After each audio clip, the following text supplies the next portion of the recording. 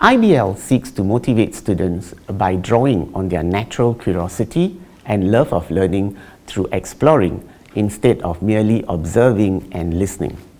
Inquiry is constructivist at its core, championing the notion that knowledge is actively constructed by the students as an empowered agent of his or her learning. So what can teachers do? 1. Create a culture of inquiry. Teachers need to see themselves as more than knowledge givers, but also see themselves as co-inquirers, facilitators, and coaches in their students' learning process. They need to create learning experiences that are safe, engaging, and develop independent thinking. Similarly, students need to see themselves no longer as passive recipients of knowledge. Instead, they are knowledge builders who are critical and reflective thinkers, able to explore different information, analyze and evaluate them to make informed decisions. Regardless of the type of inquiry, teachers need to ensure that in IBL, learning is question-driven. There is a double movement of reflection. And what does this mean? It means that our experiences lead to the formulation of a hypothesis, which is then tested and modified after considering new experiences and evidence. And 3, there is a reliance on evidence and knowledge construction by the students. These elements would be useful in helping teachers to assess whether the lesson has been conducted in an inquiry style as opposed to other activity-based lessons. Related to this is the need to also create a positive classroom culture. For example, both teachers and students are clear about expectations and routines so as to ensure a conducive environment for IBL to take place. 2. Ensure that IBL is student-centered.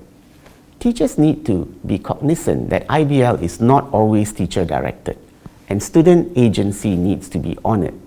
This is because IBL positions students as active learners, and learning takes place through discovery, experimentation, questioning, doing, and applying.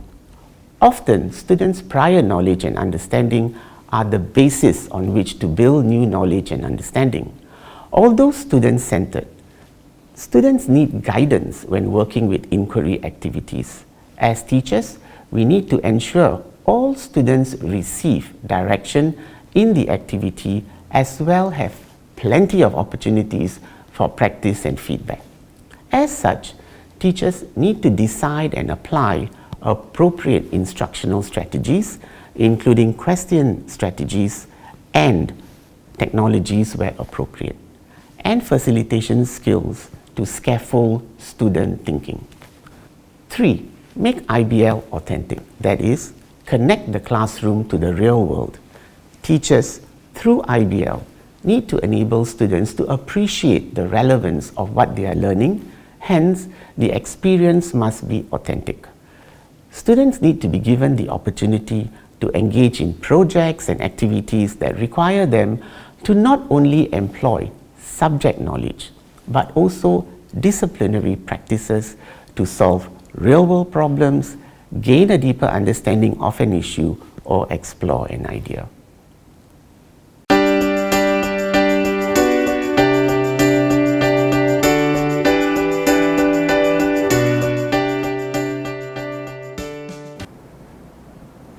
Before looking into the use of IBL in history, it is important to ask the following question. How is inquiry as a pedagogy connected to history and history teaching? The Greek word for history, historia, translates into inquiry. History, as a discipline, is a deliberate and thoughtful attempt to reconstruct and explain events in the past. To be of any worth, they must be rooted in genuine evidence, and normally that means that they are drawn from several different sources of information. This process that historians undertake is mirrored in the historical inquiry process. The use of inquiry in the history classroom therefore allows students to reflect on historical questions and issues, investigate the past, and make reasoned historical interpretations.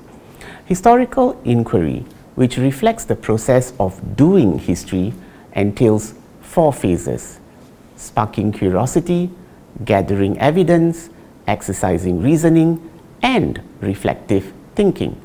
Through these phases, students are guided through a process to construct, interpret, and evaluate knowledge from different perspectives.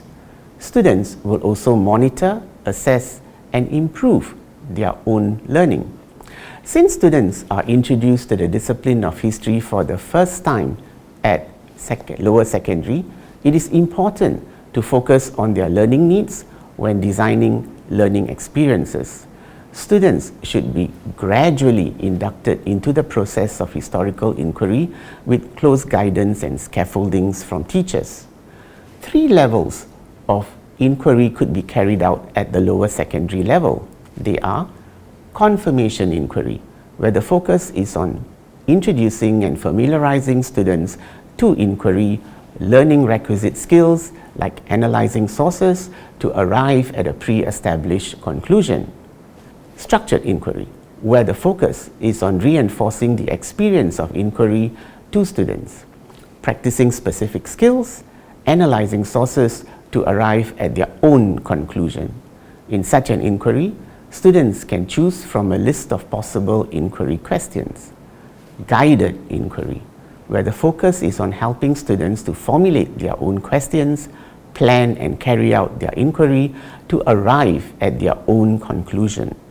Through this approach, students will have an opportunity to better understand history both as a body of knowledge and as a form of knowledge. When done well, students will gain a better understanding of why things happened in the past, how past events shape the present, and thus be better able to anticipate what might take place in the future.